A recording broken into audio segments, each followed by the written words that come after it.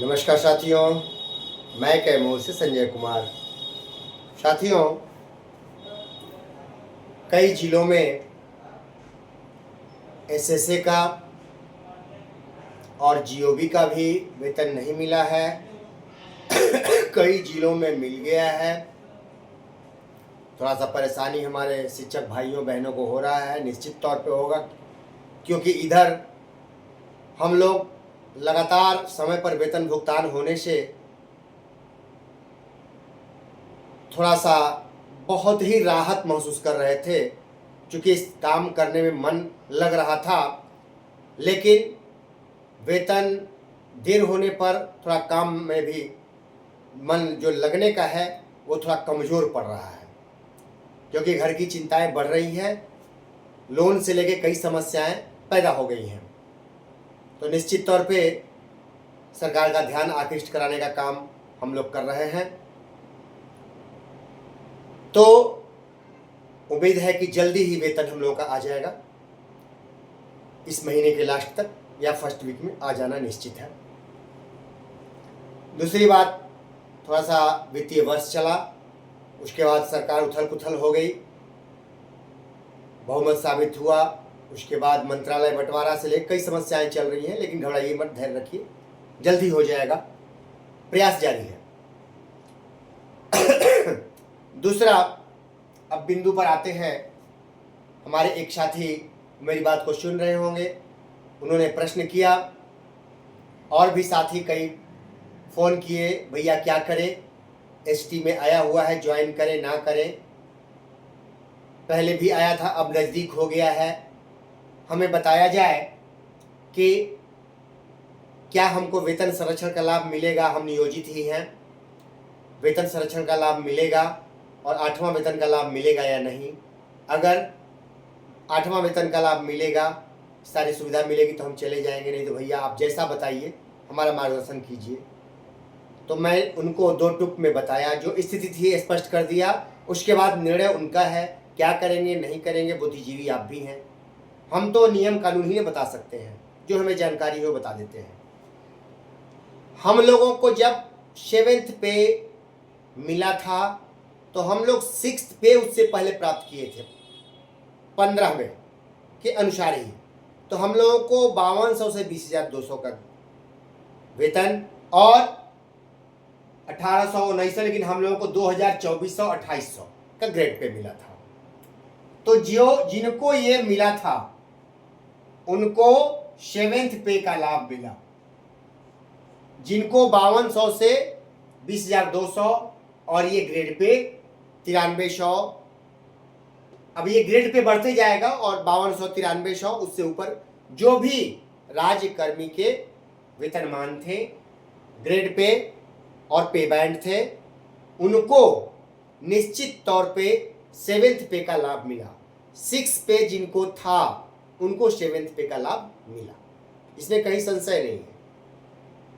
तो उसी प्रकार से उससे पहले, इसको पाने से 15 से पहले हमारा 10,000 भले ही वेतन था, 11,000 था, लेकिन हम लोग 6 पे के तहत नहीं आते थे, इसलिए हम लोगों को महंगाई भत्ता वगैरह कुछ भी नहीं मिलता था। ठीक है, लेकिन ये जब हम लोगों को अलाउ हो गया तब हम लोगों को 7th पे भी मिल गया। दूसरी बात, ग्रेड पे जिनका था उन्हीं को मिला था, ये दूसरी चीज हो गई। ये दोनों प्रश्न आप समझ लीजिएगा। अब ये इनका प्रश्न है कि एसटी बनने पर वेतन संरक्षण और 8th पे का लाभ मिलेगा या नहीं। तो वेतन संरक्षण तो आपको 420678 4208 में 4208 में दिया हुआ है कि वेतन संरक्षण का लाभ मिलेगा। ठीक है, तो आपको अगर आप 30,500 से आपका कम वेतन है तो वेतन संरक्षण का लाभ मिलेगा। कम होगा 30,500 से, अगर आपका वेतन अधिक होगा तो आपको वेतन संरक्षण का लाभ मिलेगा कम होगा तो 30,500 पे आपका फिक्स हो जाएगा। समझ गए बात को? तो वेतन संरक्षण का लाभ तो दे दिया। तीसरी बात, 8th पे का लाभ मिलेगा कि नहीं मिलेगा। अब देखिए, इस बात को समझ लीजिए, आपका 30,500 वेतन है, ठीक है। अगर आपका 30,500 जब वेतन था तो आपको 21,700 2,000 ग्रेड पे का वेतन है, 21,700, फिर 25,500 और 29,200, ठीक है। ये तीनों देख लीजिए, 2,000, 2,400, 2,800 ग्रेड पे का है। आपका किसी में नहीं आता है, आपको सरकार ने इसमें क्यों नहीं रख दिया, या इसमें क्यों नहीं कम में ही रख दी होती सरकार, या 29,200, ये तीनों में से कोई आपको क्यों नहीं रखा, ठीक है। मान लीजिए इसमें कोई आपको नहीं मिला, ठीक है। इससे अधिक मिला 30,500, बहुत अच्छी बात है, 30,500। लेकिन वही एडीओ की जो बहाली हो रही है, जो शिक्षा पदाधिकारी की बहाली हो रही है, उनका वेतन 29,200 रुपया है। उठा करके उनकी नियमावली को देख लीजिए, ठीक है। उनका वेतन 29,200 है, जो 7th पे में 2,800 ग्रेड पे, 2,800 ग्रेड पे का 7th पे में वेतन है।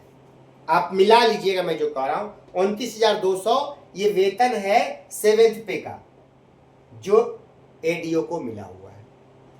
तो आपको 30,500 बढ़ा के देने के लिए तैयार है सरकार, ना ये दी ना ये दी, ये भी नहीं, और 30,500 आपका फिक्स हुआ। एडीओ को 29,200, यानी इनको 8th पे निश्चित है। जो शिक्षा पदाधिकारी का बहाली हो रहा है उनको 8th पे निश्चित है, उसमें कहीं संशय नहीं है। वो राज्य कर्मी के रूप में बहाल हैं। आप उठा करके देख लीजिए, ये राज्य कर्मी है, इनको 7th पे मिल रहा है। ये सारे लाभ राज्य कर्मी के इनको मिलेंगे, क्योंकि 29,200 7th पे के इस रेशियो में आ जाते हैं। लेकिन आप नहीं आते हैं, इसलिए सरकार की इच्छा पर है कि आपको 8th पे देगी या नहीं देगी, ठीक है। मजबूरी नहीं होगी। नियोजित शिक्षक की बात करेंगे कि नियोजित को भी तो नहीं है, तो नियोजित चूंकि ये पाकर के यहां आए हुए हैं, 6वां में इनको मिला, फिर 7वां का मिला, अब 7वां का मिला है तो 8वां का मिलना निश्चित है। लेकिन आप कहिएगा कि हम भी तो नियोजित थे, लेकिन आपको 1-1-25 को नई नियुक्ति, नया कैडर क्यों किया गया, बात समझिए। नई नियुक्ति, नया कैडर आपको क्यों किया गया? जब नई नियुक्ति, नया कैडर राज्यकर्मी दे ही दिया गया, तो ये इसमें से कोई आपको क्यों नहीं मिला?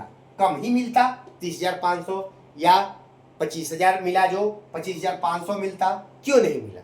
क्लियर कट है, इसमें कोई डाउट नहीं है। तो ये समझने की बात है भैया।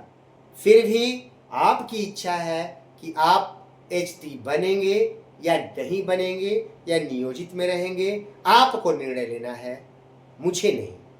इस चीज को समझ लीजिएगा आप लोग। मेरी बातें गलत लगती हों या मेरी बातें कड़वी लगती हों कुछ लोगों को, उसके लिए क्षमा चाहता हूँ।